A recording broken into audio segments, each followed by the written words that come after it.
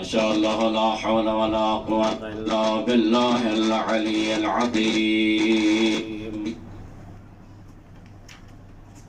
حسبي الله ونعم الوكيل، نعم المولى ونعم النصير. وأفوض أمري إلى الله إن الله بصير بالعباد. الصلوات. اللهم صل على محمد وآل محمد. الحمد لله الذي لا يبلغ مدحته القائلون ولا يحصي نعماءه العادون ولا يؤدي حقه المجتهدون، الذي لا يدركه بعد الإمام ولا يناله غوص الفطن. فطر الخلائق بقدرته ونشر الرياح برحمته ووتد بالصخور ميدان أرضه. والصلاة والسلام على العبد المؤيد والرسول المسدد المصطفى الأمجد المحمود الأحمد، حبيب إله العالمين بالقاسم محمد. اللهم صل على محمد وآل محمد وعلى آله الطيبين الطاهرين المعصومين الغر الميامين المنتجبين المكرمين، الذين أذهب الله عنهم الرجس وطهرهم تطهيرا. اللهم صل على محمد وآل محمد. ورحمة الله على محبيهم ومواليهم وشيعتهم أجمعين، واللعن الدائم على أعدائهم ملعونين من يوم عداوتهم إلى أبد الآبدين. أما بعد، فقد قال الرحمن في القرآن: بسم الله الرحمن الرحيم. يا أيها الذين آمنوا ادخلوا في السلم كافة. وقيل في زيارة الجامعة الكبيرة: السلام عليكم يا أهل بيت النبوة وموضع الرسالة. صلوات.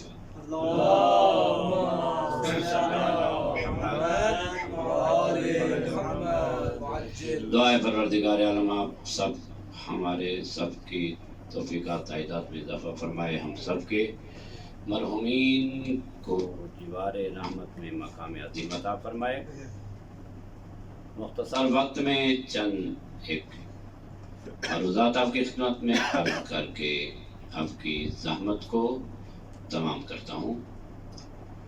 امید ہے آپ توجہ سے سماعت فرمائیں گے۔ وموضع الرسالہ بر محمد و آل محمد صلوات۔ اللهم صل على محمد وآل محمد وعجل فرجهم۔ پروردگار عالم ارشاد فرما رہے ہیں تمام مومنین سے کہ تم سلامتی میں آ جاؤ، تمام کے تمام۔ ادھر زائر سلام عرض کر رہا ہے ان مقدس اور نورانی ہستیوں کی خدمت میں۔ سلام، سلامتی۔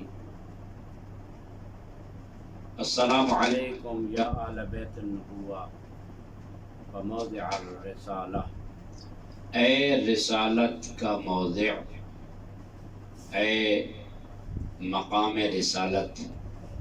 وضع عربی زبان میں آپ جانتے ہیں رکھنا ہوتا ہے، کسی چیز کو رکھنا، وضع الشیء فی محلہ فہو عدل، ایک چیز کو اس کی جگہ پر جو اس کا اپنا مقام ہے اس پہ رکھنا، اس کو عدل کہا جاتا ہے۔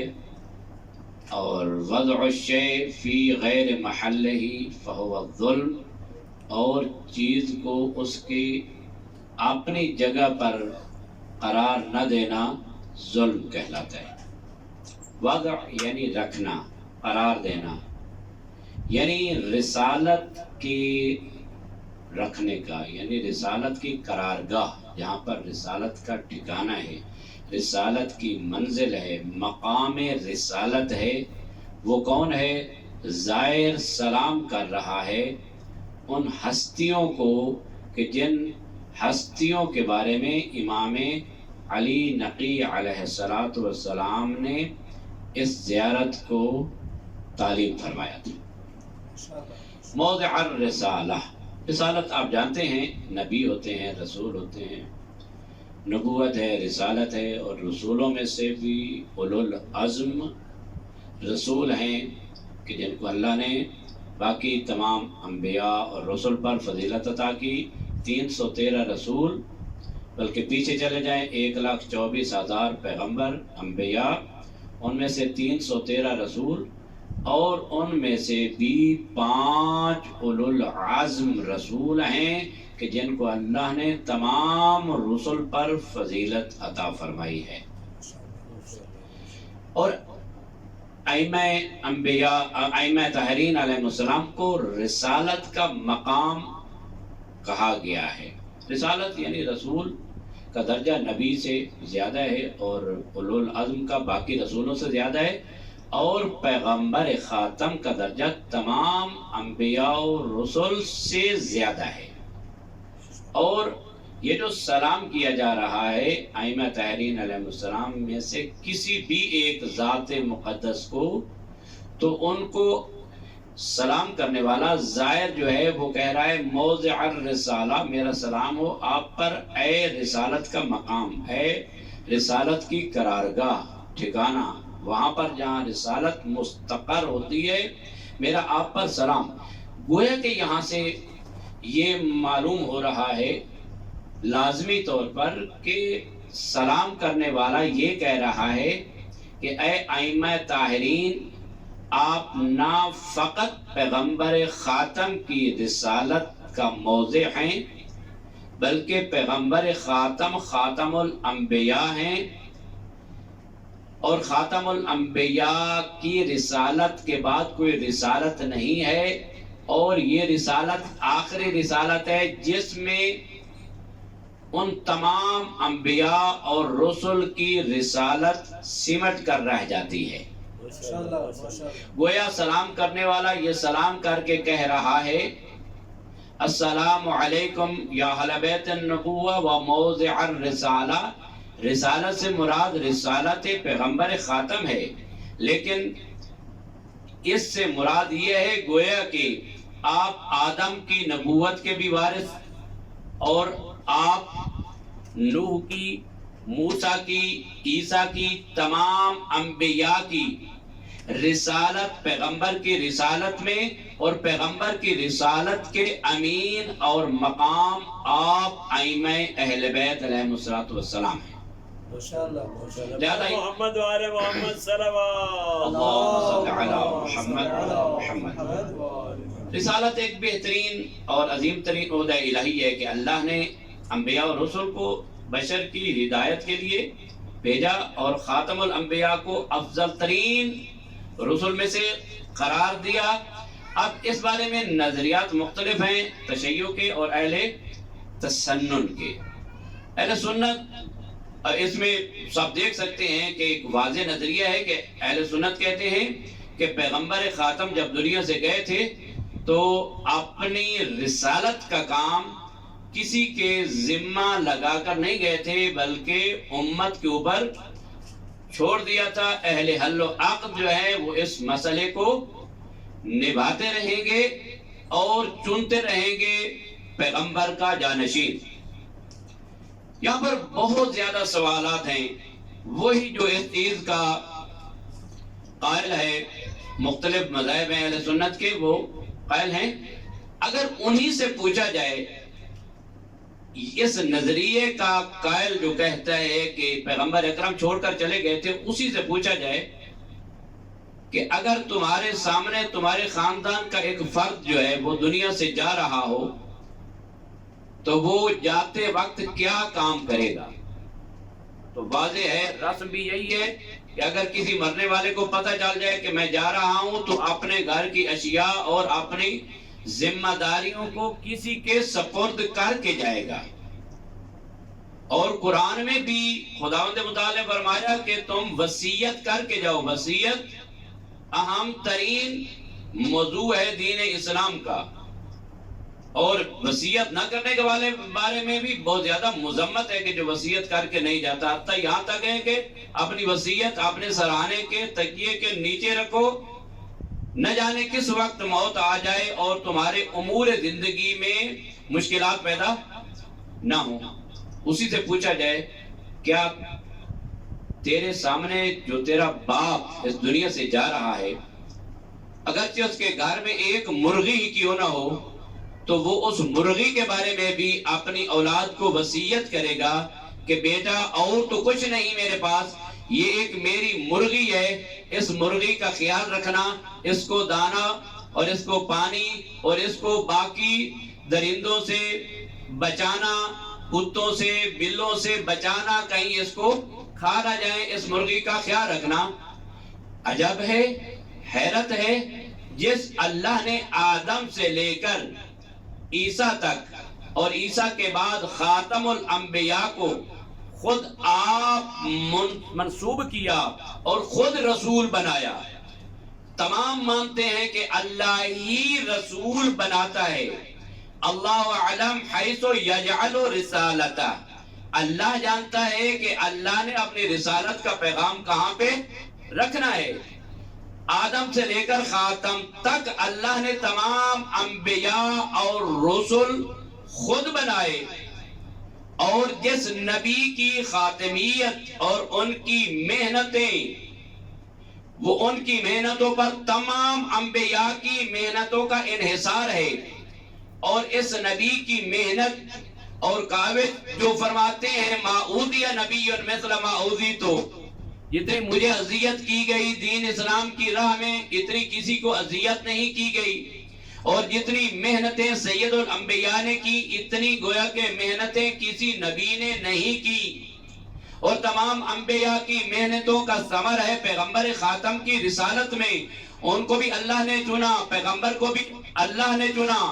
اب عجیب بات ہے، سمجھ نہیں آتی، یا تو وہ اللہ مجبور ہو گیا ہے، یا نعوذ باللہ معاذ اللہ اس نبی کے اندر اتنی سمجھ نہیں ہے کہ میں نے اتنی محنتیں کی، اتنی ہدایتیں کی، حضرت آدم نے اتنے مصیبتیں برداشت کی، حضرت نوح نے، حضرت ابراہیم نے آگ میں ڈالا گیا، تمام امتحان ہوئے، اور تمام مصیبتوں کے بعد اللہ نے یہ رسالت مجھ مصطفیٰ میں رکھی، اور جب میں دنیا سے جا رہا ہوں لوگ اپنی مرغی تک کا بھی خیال رکھتے ہیں، مجھ نبی کے اندر کیا خدا نے یہ نہیں رکھا کہ میں نے اتنی رسالت کا کام، اتنی نبوت کا کام، بلکہ 1,23,999 نبیوں کی محنت کو کسی کے سپرد کرنا ہے یا اس قوم کے دیوانوں کے ذمہ لگا دینا ہے؟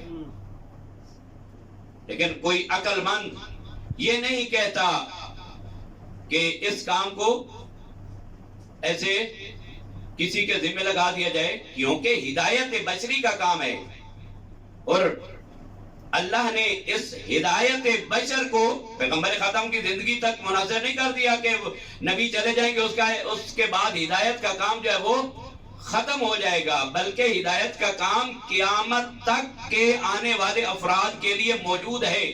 ورنہ خدا پر یہ اشکال لازم آتا ہے اور یہ اعتراض لازم آتا ہے کہ اے خدایا تو نے خاتم الانبیاء تک ہدایت کا نظام رکھا اور اس کے بعد ہدایت کے نظام ہی ختم ہو گیا، اور یہ بھی ہے کہ اے اللہ تو نے خاتم الانبیاء جیسا نبی بھیجا اتنا معصوم اور اتنا پاک اور پاکیزہ نبی بھیجا، اب اس کے بعد یہ امر رسالت جو ہے ان لوگوں کے سپرد کر دیا جن لوگوں نے اپنی زندگی کے 40 سال کفر، شرک اور نفاق میں گزارے۔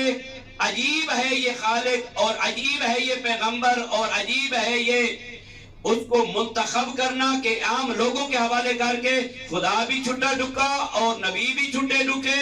اب یہ کام ہے ان لوگوں کے ذمہ کہ جو ان میں سے بعض مشرک ہیں، بعض کافر ہیں، بعض بت پرست ہیں، اور یہ بھی ہے کہ مسلمان ہونے کے بعد بھی پتہ نہیں کہ مسلمان تھے یا نہیں تھے۔ ہمارا نظریہ کیا ہے؟ ہمارا نظریہ ہے کہ اللہ نے یہ پاک اور پاکیزہ منصب اکیلا نہیں چھوڑا، اور یہ قرآن بتا رہا ہے، یہ قرآن بتا رہا ہے۔ قرآن کی روش ہی ایسی ہے، اللہ نے ابراہیم کو خود امام بنایا۔ نبی تو سب مانتے ہیں، امام بھی اللہ نے حضرت ابراہیم خلیل الرحمن کو اللہ نے خود امام بنایا، تو اس کا مطلب ہے امام بھی اللہ بناتا ہے، نبی بھی اللہ بناتا ہے، وصی بھی اللہ بناتا ہے، جانشین بھی اللہ بناتا ہے۔ نبی کا کام فقط وہ زبان رسالت اور زبان وحی سے اس کو ابلاغ کرنا ہوتا ہے لوگوں کے درمیان۔ جس طرح کہ پیغمبر خاتم کو اعلان ہوا، یا ایھا الرسول بلغ ما انزل الیک من ربک وان لم تفعل فما بلغت رسالتہ۔ اللہ نے مختصر کر دیا اس کام کو، اگر یہی ایک کام نہ کیا امامت کی نصب کے لیے جو میں خالق خود تمہیں کہہ رہا ہوں، تو اے مصطفیٰ تو نے جتنی بھی محنت کی ہے، میں خالق یہ اٹل فیصلہ سنا رہا ہوں، گویا کہ تو نے رسالت کا کوئی کام بھی انجام نہیں دیا ہے۔ اللہ نے اس کام کو کس کے ذمہ لگایا؟ اب یہ ڈھونڈنا ہے کس کے ذمہ لگایا؟ ہمیں تو پتہ ہے، وہ تو اس دلدل میں پھنس رہے ہیں کہ جس دلدل میں نہ ان کو کوئی علم کا مسئلہ آتا ہے، نہ کوئی قضاوت کا مسئلہ آتا ہے، نہ کوئی جنگ کے مسائل میں، اور نہ کوئی میدان حرب میں، اور نہ تلوار چلانے میں، اور نہ دشمن کو اس پر وار کرنے میں، اور نہ دشمن سے وار کھانے میں کوئی کردار انہوں نے ادا نہیں کیا۔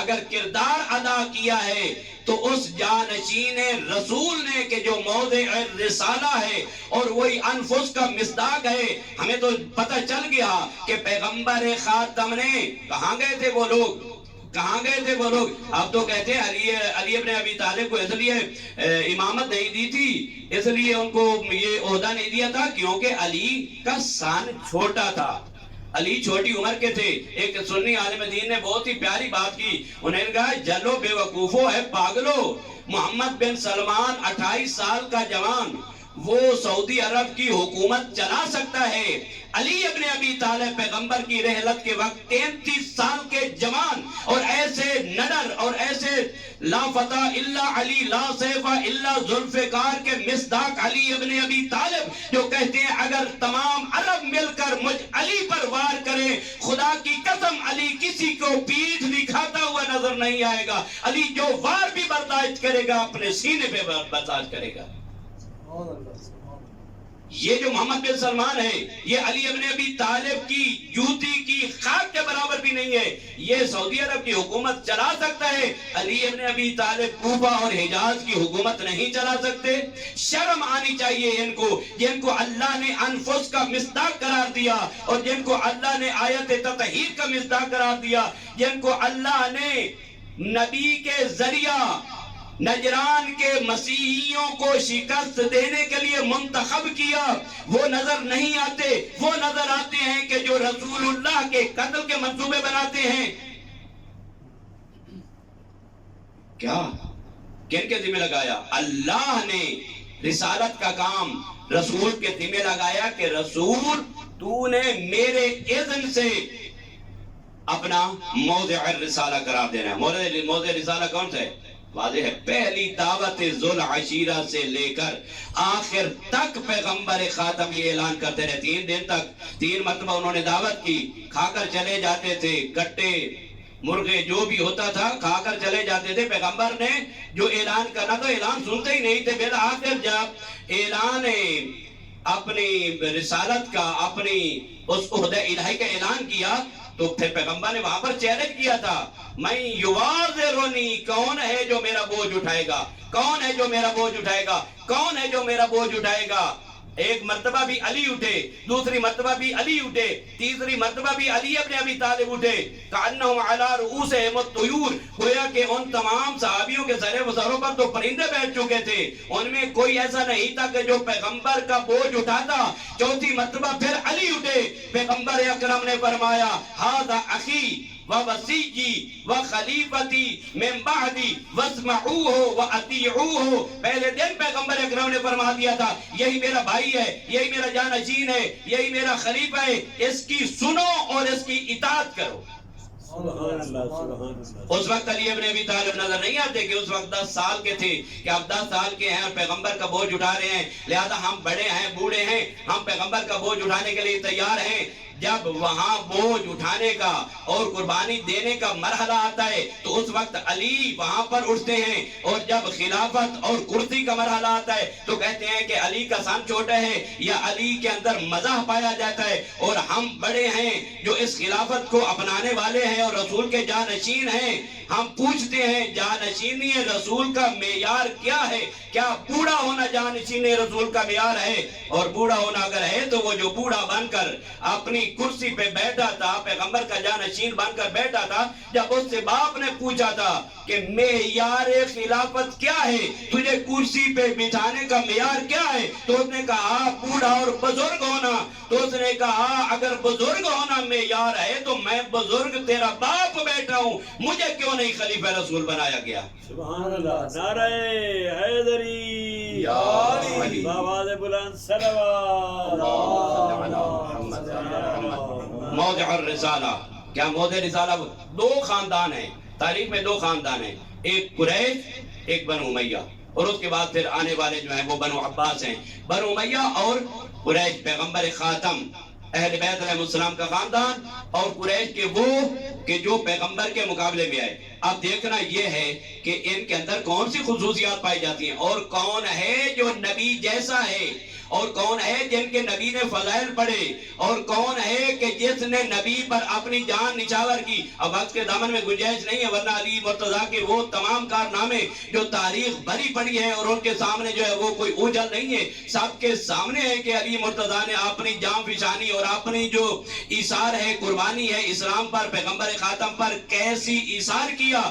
ہاں، پیغمبر کا جانشین وہی بن سکتا ہے کہ جو پیغمبر کی وحی کو اسی طرح سنے جس طرح پیغمبر سنا کرتے تھے، اور فرشتہ الہی کو اسی طرح دیکھے جس طرح پیغمبر اکرم دیکھا کرتے تھے۔ جب پہلی وحی نازل ہوئی تو تمام شیعہ اور سنت کی کتب میں لکھا گیا ہے کہ پیغمبر خاتم نے ارشاد فرمایا تھا یا علی ما اسمع تسمع ما ارا ترا، اے علی جو کچھ میں نبی سنتا ہوں تو بھی وہی سے سنتا ہے، اور جو کچھ میں رسول دیکھتا ہوں تو بھی اس فرشتے کو دیکھتا ہے۔ اب یہ سمجھ میں بات آ گئی کہ نبی اور نبوت اور رسالت کا عہدہ کسی عام بندے کو دینے کے قابل نہیں ہے، نہ اس میں گنجائش ہے، نہ اس میں کیپیسٹی ہے، نہ اس میں قوت برداشت ہے۔ اگر قوت برداشت ہوتی تو اللہ تعالیٰ ایرے غیر نتھو خیروں کو نبی اور رسول اور امام بنا دیتا۔ نبی کے اندر وہ ظرفیت ہونی چاہیے، اس کے وسیع کے اندر بھی وہ ظرفیت ہونی چاہیے کہ وہ وسیع اس نبوت اور رسالت کی ذمہ داری کو اپنے کاندھے پہ اٹھا سکے، اور قیامت تک آنے والے افراد کو من و ان اسی طرح اللہ کا دین پہنچا سکے جس طرح نبی نے ابلاغ فرمایا تھا۔ اور کون ہے پہنچانے والا؟ یہ پہلا فرد علی مرتضیٰ ہے، پہلا فرد علی مرتضیٰ فاطمہ الزہرا موضع الرسالت ہیں کہ جن کو رسول اللہ نے اپنی جگہ پر قرار دیا۔ اور کیا عظمت ہے اس علی مرتضیٰ کی، اور کیا عظمت ہے اس فاطمہ زہرا کی کہ جو فاطمہ زہرا پیغمبر خاتم کے پاس جب تشریف لاتی تھی تو اس میں تاریخ یہ کہتی ہے کہ پیغمبر خاتم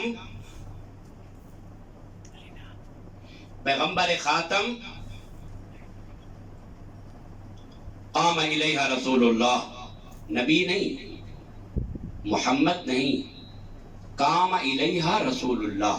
یہاں پر بھی وہ کیا ہے کہ چونکہ موضع الرسالت ہے، ہم سرخیت پائی جاتی ہے جس کو فارسی میں کہتے ہیں عین ہم، ایک ہی طرح کے ہیں۔ فاطمہ زہرا اگرچہ ان کا نام فاطمہ زہرا ہے لیکن وہ عین رسول اللہ کی رسالت کی مالک ہے۔ موضع الرسالت رسول اللہ کی محنتوں کی مالک ہے بطول۔ جب آتی تھی پیغمبر کے پاس تو پیغمبر اکرم اپنی مسند چھوڑ دیا کرتے تھے۔ یہ مقام ہے اس کا، یہ کون اٹھ رہا ہے؟ آج محمد مصطفیٰ بے عنوان شخص نہیں اٹھ رہے، بے عنوان رسالت اٹھ رہی ہے۔ رسالت اٹھ رہی ہے کس کے لیے؟ موضع الرسالت کے لیے، فاطمہ زہرا کے لیے۔ قام الیہا رسول اللہ، کیا کرتے تھے پیغمبر؟ اٹھ کھڑے ہوتے اور چل کر اپنی بیٹی کا استقبال کرتے، اور پھر قبل یدیہا ورأسہا، کبھی نبی زہرائے بطول کے ہاتھوں کا بوسہ لیتے اور کبھی رسول اللہ اپنی بیٹی کے سر کا بوسہ دیتے، اور پھر کیا ہے پکڑ کر لاتے اجلسہا مجلسہ، پیغمبر اکرم وہیں پہ بٹھاتے جہاں پہ خود تشریف فرما ہوتے۔ موضع الرسالت کو کہا جاتا ہے مادی طور پر بھی اور معنوی طور پر بھی، ظاہری طور پر بھی اور باطنی طور پر بھی۔ پیغمبر اکرم یہ کر کے دکھا کر گئے ہیں کہ اگر معنوی طور پر دیکھنا ہے تو وہ بھی موضع رسالت یہی ہے، اگر ظاہری طور پر دیکھنا ہے تو دیکھ لو میں اپنی بیٹی کو اپنے مقام پر بٹھا رہا ہوں، میری رسالت میں شریک ہے میری بیٹی بطول۔ اتنی عظمت کی مالک نبی جس کے لیے اتنا استقبال کیا کرتے تھے، ابھی نبی کا کفن بھی میلا نہیں ہوا تھا۔ چاہیے تو یہ تھا کہ بطول کو ایسا پرسہ دیتے اور ایسی تعزیت کرتے کہ جس طرح رسم ہے جہان کی، کسی بیٹی کا باپ دنیا سے چلا جائے، کوئی بیٹی یتیم ہو جائے تو محلے کی عورتیں آتی ہیں اور محلے کے لوگ اپنی تعزیت پہنچاتے ہیں اور اس بیٹی کو تسلیت اور تعزیت دیتے ہیں۔ لیکن ہوئی تو تھی تعزیت، ہوئی تو تھی، لیکن اس کا انداز کچھ اور تھا۔ آج تک کسی نے نہیں سنا کہ ایسے انداز میں تعزیت اور تسلیت دی گئی ہو، اور وہ بھی نبی کی بیٹی کو، وہ بھی نبی کی اکلوتی بیٹی۔ ایسی تعزیت دی گئی کہ کانت معصبۃ الراس ناہلۃ الجسم، کیسی؟ رسول اللہ کے جانے کے بعد جناب زہرا تندرست تھی اس وقت، جسم نحیف نہیں تھا، جسم میں کوئی کمزوری نہیں تھی، لیکن کیا ہوا جناب زہرا پر کہ کانت معصبۃ الراس ناہلۃ الجسم، کانت تقول، بی بی یہی کہتی تھی صبت علی مصائب لو انہا صبت علی الایام سرنا لیالیا۔ ایسے ایام جوانی میں تو ہر خاتون ہو یا مرد ہو، جوانی کے ایام میں دل کرتا ہے کہ ہم زیادہ دیر تک زندہ رہیں، لیکن واحد یہ خاتون اس جہان میں نظر آتی ہے جو کہتی ہے اللہم عجل وفاتی سریہ، پروردگارا زہرا پر جلدی موت کو بھیج دے، زہرا دنیا کے دکھوں سے تنگ آ چکی ہے۔ کون سا وہ مرحلہ تھا جو بی بی پہ بہت سخت تھا، سخت سے سخت مراحل بی بی نے گزارے، لیکن ایک وہ بھی مرحلہ آیا کہ جب ایک دروازہ، ایک طرف پتھروں کی دیوار، درمیان میں محمد کی بیٹی،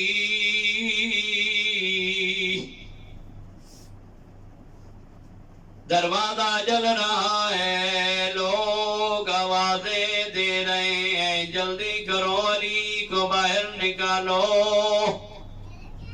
اگر علی باہر نہیں آتے تو ہم گھر والوں سمیت اس گھر کو آگ لگا دیں گے۔ بی بی کہتی ہے ظالموں، اس گھر میں تو میرے ننھے حسن حسین رہتے ہیں۔ یہ ظالم کہتے ہیں اگر رہتے ہیں تو ہوتے رہے، ہم نے علی سے بیعت لینی ہے۔ عزادارو زہرا بطول اور ان لوگوں کے درمیان کلام بڑھی علی کی زوجہ نبی کی بیٹی گئی در و دیوار کے درمیان. پھر کیا منظر تھا، جلتا ہوا دروازہ. ظالم نے کہا جلدی کرو دروازہ جلاؤ. جب دروازہ جلا، ایک طرف پتھروں کی دیوار، دوسری طرف جلتا ہوا دروازہ، درمیان میں حسنین کی اماں. دروازے کو دھکا دیا، جلتا ہوا دروازہ زہرا پہ گرا، زہرا زمین پہ گر گئی. عزاداروں میں آپ سے پوچھتا ہوں، کیا مصیبت یہاں تک تھی؟ یہاں تک مصیبت نہیں تھی. اور میں یہ بھی کہتا ہوں، کیا یہ لوگ ادھر ادھر سے گزر گئے؟ نہیں، یہ کہاں سے گزرے؟ جہاں پہ زہرا دروازے کے نیچے تھی، یہ 40 کمینے دروازے کے اوپر سے گزر کر علی کے گھر میں داخل ہوئے. عزاداروں کیا منظر تھا! ایک طرف بطول زمین پہ گر گئی، آواز دی یا فضا تو گزینی، فضا جلدی آؤ، اور میرا محسن شہید ہو گیا، اور میری پسلیاں ٹوٹ گئی. دوسری طرف کیا، علی کے گلے میں رسی ڈالی، اور جب رسی ڈال کے جا رہے تھے، بی بی اٹھی، علی کے کمر بند میں ہاتھ ڈالا اور کہا خلو عن ابن امی، اور ظالموں چھوڑ دو میرے چچا زاد علی کو. عزاداروں یہ کہنا تھا، ایک ظالم نے تلوار کا دستہ نکالا، دستے کا نکالنا تھا، زہرا کے ہاتھ پہ مارا. بی بی کی انگلیوں کے پورے ٹوٹ گئے، زمین پہ گر گئی بطول. اور بابا کی طرح منہ کر کے کہتی ہے، آؤ دیکھو بابا، مجھے اجر رسالت مل رہا ہے. عزاداروں یہیں پر روایت ملتی ہے. علامہ گمانی فرماتے ہیں، اِنَّ كَانَ هَؤُلَاءِ الْمَلَائِكَةُ حِينَ أَقْبَلَ الرَّجُلُ وَيُلَتِّمُ خَدَّهُ وَيَضْرِبُهَا بِنَعْلِ السَّيْفِ. کہاں گئے تھے فرشتے جو زہرا بطول کے محافظ تھے؟ ایک ظالم نے بڑھ کر زہرا کو ایسا تماچا مارا اور چہرے کا رنگ بدلا. ایک ظالم نے تلوار کے دستے سے وار کیا اور بطول کی ہنسلی کی ہڈی ٹوٹ گئی. گر کر کہتی ہے، واہ محمدہ، واہ